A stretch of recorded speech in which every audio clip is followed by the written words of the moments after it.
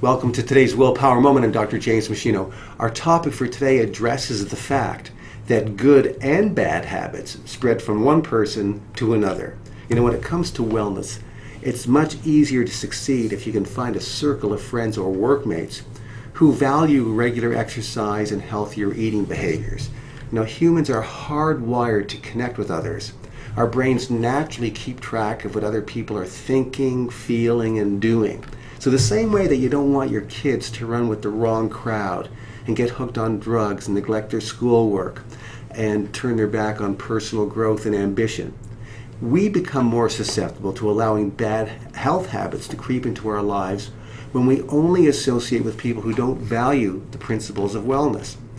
It becomes much easier to give ourselves more permission to skip workouts and indulge in some fattening and sugary foods if we are exclusively in the company of people who don't work out and pay little attention to eating in a manner that helps defend against cancer, heart disease, dementia, weight gain, osteoporosis, and so on. Now, by the same token, your friends and associates who are into wellness can serve as a powerful motivating force to keep you moving forward with your own wellness goals and help keep you adherent to your game plan each day, if you can just make sure you have sufficient contact with them. The truth is that there are many more people in the world who are not into the whole wellness way of living. Now, this doesn't mean that you can't socialize with them, work with them, love them, enjoy their company and their unique talents and personalities, but it does mean that you should also seek out friends and associates who are wellness-minded. It'll help you.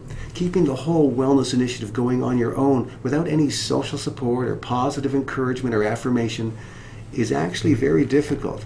It's one reason that I've worked out in gyms over most of my adult life. You look around, you see other people working towards their goals of weight loss, endurance, fitness, strength gains, and so on.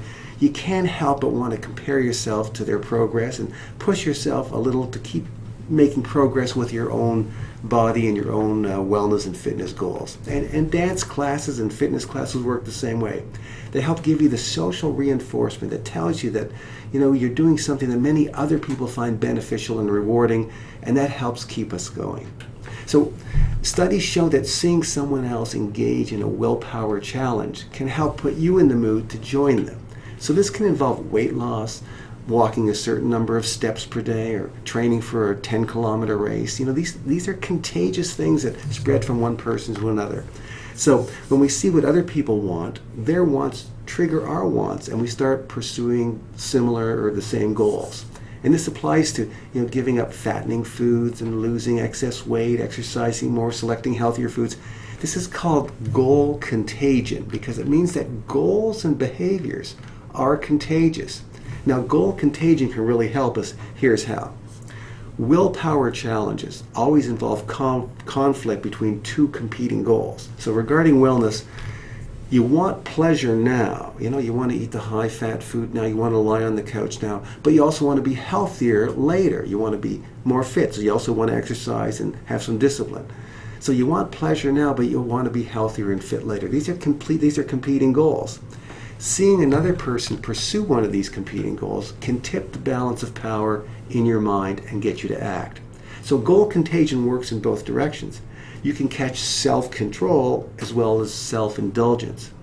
But we seem to be especially susceptible to the contagion of temptation and self-indulgence. So if your lunch companion orders dessert, it may result in you doing the same thing. You see how it works? We've all lived this experience. It's easy to catch willpower weaknesses if we only surround ourselves with people who provide cues that go against our wellness principles. So this social support is very important. The good news is that just thinking about someone that we respect and admire who has very good self-control can actually increase our willpower.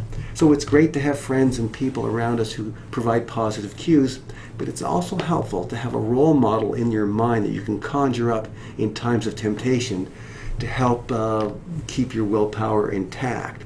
So this would be someone who exemplifies the kind of self-control you'd like to have yourself, and is someone who you respect, like, and admire. So when you need a bit of extra willpower, bring your role model to mind. It can actually help. Studies show that. As well, it's also not a bad idea to be the role model yourself. the likable wellness coach that inspires others to follow. Remember that your own example and sort of gentle encouragement, you can help others improve their health and achieve the body and fitness goals that they have. And I think that's a very inspiring thing for us to do.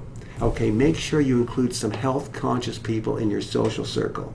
Think about a role model you can conjure up in key moments and be the role model yourself to others.